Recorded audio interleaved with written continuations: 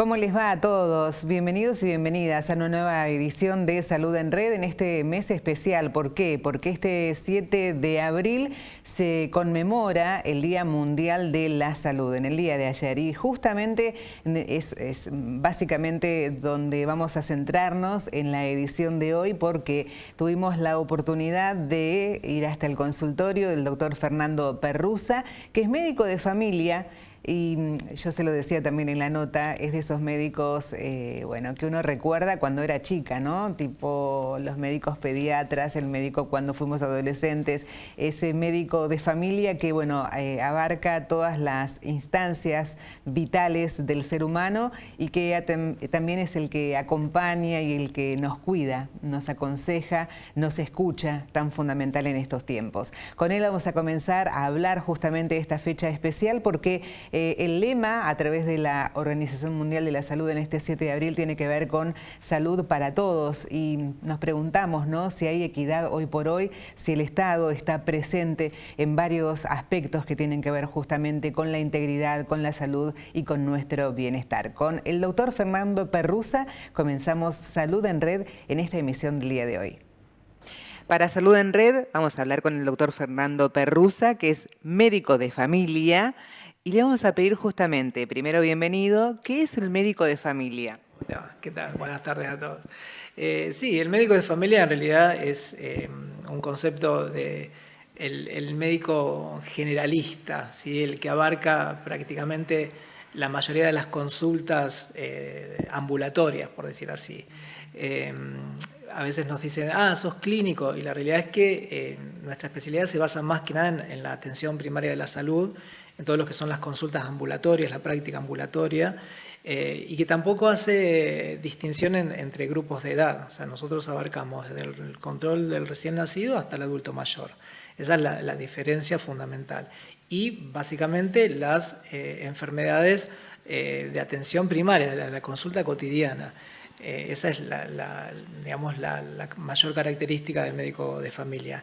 Y obviamente la continuidad en la atención del paciente y entenderlo en un contexto general, no solamente desde el punto de vista de la salud física, orgánica, sino desde el punto de vista psicológico, social, entenderlo en su contexto general, no solamente desde el punto de vista de la enfermedad.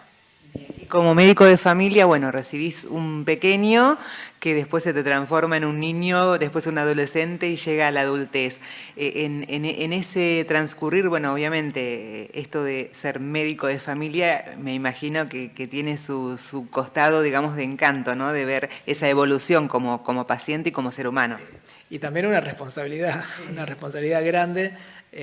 Nosotros siempre decimos que nuestro trabajo no se ve al corto plazo, ¿sí? Se ve a largo plazo. Entonces, por ahí nuestro trabajo por ahí no se valoriza tanto como tal vez otras especialidades donde el resultado es inmediato. El nuestro es a largo plazo y es ahí donde uno obtiene ese beneficio, esa alegría de ver que lo que está haciendo puede mejorar en la calidad de vida de las personas. Pero ya digo, a veces las políticas de Estado no valorizan estas cosas, porque todo es la inmediatez. Y nuestro trabajo no, es a largo plazo, es el seguimiento, la continuidad en la atención del paciente y su familia, obviamente. Por eso digo, conocer a la persona en su totalidad. Lo fundamental. Fernando, estamos en el mes o en estas horas donde se está recordando el Día Mundial de la Salud, el 7 de abril. ¿Qué características podemos decir cómo estamos hoy con la salud? Sé que es compleja por allí tu respuesta porque es pensar un montón de cosas desde las políticas de Estado y demás, pero ¿cómo estamos? Sí. Digamos, no podemos escapar a la realidad de nuestro país, o sea, si por ahí lo trasladamos a otros países, obviamente la realidad va a ser diferente. La nuestra no es buena, obviamente no es ninguna novedad.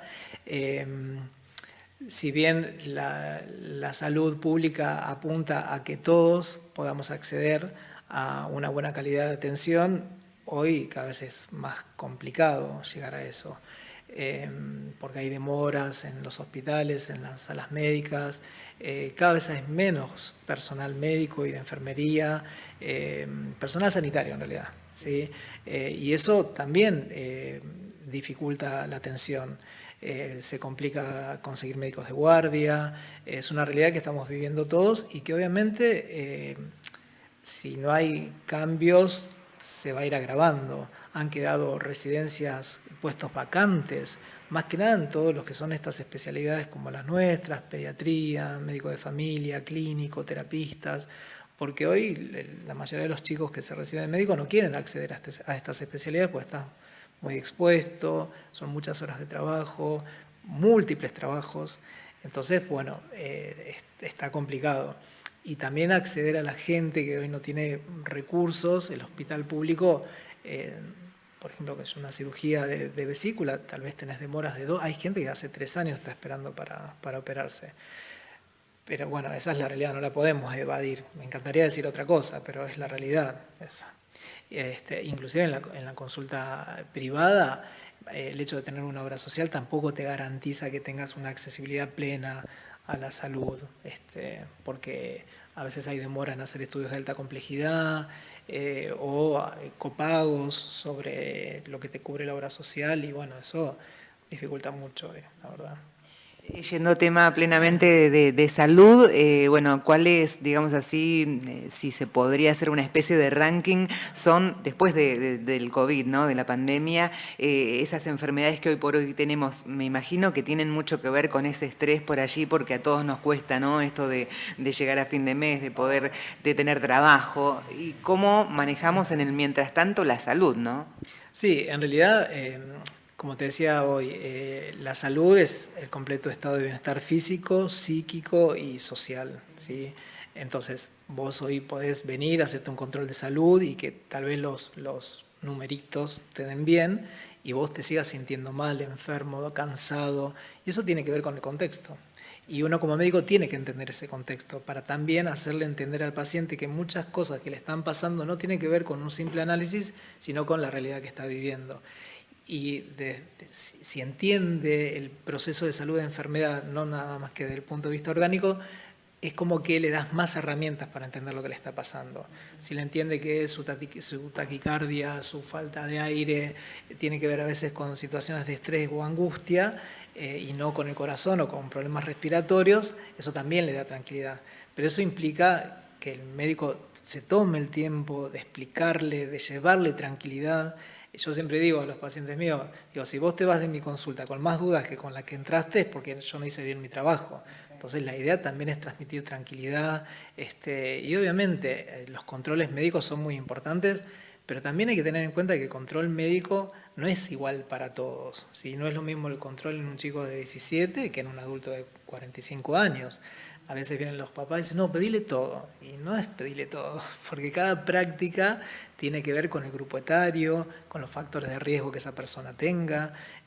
Si viene un chico de 18 años, le voy a hablar de hábitos saludables, alimentación, actividad física, prevención de enfermedades de transmisión sexual, abuso de sustancias, alcohol, tabaco. Vamos a encarar la charla más de prevención de enfermedades de transmisión sexual, vamos a encarar la charla desde ese punto de vista. Tal vez no le voy a hablar mucho de cáncer de colon, pero voy a evitar el cáncer de colon si le inculco hábitos saludables a ese chico. Entonces, por eso digo que el control de salud tiene que ver con los distintos tipos de pacientes que se van presentando. Esa es la característica. Y hay, digamos así, una edad en la que llegamos digamos, me parece a mí, ¿no?, a una conclusión de que venimos cuando ya tenemos la afección o hay alguna duda, y no cuando debiéramos hacer un control para hacer un chequeo, no sé si anual o semestral, ¿no? Sí, en realidad el control de salud, por eso te decía, está orientado al grupo etario, eso es fundamental. Y lo otro que a veces uno ve en la gente que viene a hacerse el control y viene con ciertos miedos. A veces viene porque, no sé, tuvo una experiencia cercana, un familiar, un amigo que tuvo determinada patología, entonces viene puntualmente a hacerse el chequeo y que le pidas un estudio determinado. Sí. Eso a veces también uno lo ve en gente joven, no sé, chicas, por ejemplo, que tal vez tuvo una conocida que tuvo un problema en las mamas y quiere que le hagas una mamografía a los 18 años. Y obviamente que no es una práctica que está recomendada a esa edad. Entonces ahí está el arte de la medicina de explicarle, tomarte el tiempo para decirle que no es algo prevalente en ese grupo de edad, que obviamente hay casos pero son excepcionales y que para su grupo de edad no le corresponde hacer una mamografía. Entonces, por eso digo, en cada situación un determinado control. Generalmente, bueno, supongamos, para los mayores de 18 años ya el control implica toma de presión arterial, que la mayoría de las veces no se hace, pero bueno, hay que hacerlo a los chicos también, tomar la presión arterial, peso y altura, ¿sí? Para determinar el índice de masa corporal y si hay algún grado de obesidad. Con el tema de los laboratorios lo mismo, por recomendaciones es a partir de los 40 años de edad, pero bueno, a veces uno, por también la presión familiar o individual, uno los pide antes, pero en teoría el perfil lipídico, control de glucemia, es a partir de los 35 o 40 años. Porque en la gente más joven insistimos en los hábitos saludables. Lo mismo que bueno, en el rastreo de enfermedades oncológicas. En realidad, cuando uno solicita un estudio, es para detección temprana. O sea, no es que nosotros porque hagamos una mamografía voy a prevenir el cáncer de mama. Yo lo único que estoy haciendo pidiendo una mamografía es detectarlo en fase asintomática, en fase tratable y curable. O sea, pero no es que lo estoy previniendo. Lo mismo que el cáncer de pulmón. Yo lo prevengo no fumando, no lo voy a prevenir haciéndome una tomografía o una radiografía de tórax. Entonces eso también es muy importante explicarlo, que de nada sirve hacer un control médico si sigo manteniendo los hábitos que no son saludables. Eso es muy importante recalcarlo. Y otra cosa que pensaba también, al margen del estrés, lo mal que dormimos, ¿no? Y que también afecta a la salud. Sí, eso bueno, se potenció obviamente con la pandemia, no tener un horario, una obligación fija, entonces hizo que se fueran extendiendo los horarios de que acostamos cada vez más tarde y obviamente cuando la vida volvió a la normalidad, sacar esos hábitos cuesta mucho.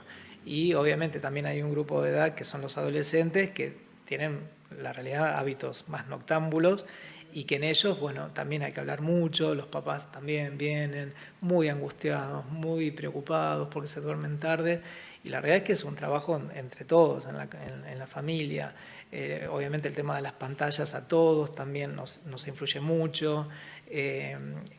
A veces uno tiene ese único momentito a la noche, entonces quiere ver algo en las redes o ver una serie y son las 1 de la mañana estamos con las pantallas. Y esa luz que emiten las pantallas le están diciendo a mi cerebro que todavía hay luz, que está de día. Y eso va retrasando nuestras horas de sueño. Entonces la higiene del sueño es fundamental. La higiene del sueño es respetar el horario de acostarnos, no hacer actividades estimulantes antes de dormir, que si yo no me pongo a hacer abdominales antes de ir a dormir. Trato de buscar un ambiente que me relaje, no tomar estimulantes, café, mate a partir de determinada hora de la tarde. Todo eso lleva a lo que es la higiene del sueño. Y es ir ganándole un poquito a las horas del sueño. Se me estaba durmiendo 1:30 y bueno, me empezaré a dormir a la 1 y así de a poquito ir ganando horas de sueño. Pero también es verdad que más allá de lo que estamos hablando, muchas veces la ansiedad genera que uno se acueste y la cabeza no para de las preocupaciones del otro día y bueno, es muy complicado también porque tampoco podés medicalizar todo, porque si hoy vamos a medicalizar todo, terminás, yo siempre digo como la bolsita del PAMI, con todos los remedios y no es la idea es que mejoremos nuestros hábitos y eso lleva tiempo y educación, más que nada. Con respecto a esta altura del año, bueno, las recomendaciones es los chequeos y también la vacunación, en este caso antigripal, ya empezamos con eso, ¿no? ¿Cómo está Bahía con ese tema? Sí, la vacuna, bueno, ya arrancó la vacunación hará 3 semanas. En las unidades sanitarias, yo estoy en unidades sanitarias, ya está disponible, se está vacunando PAMI. En realidad la vacuna está indicada para los mayores de 65 años o para los menores con factores de riesgo.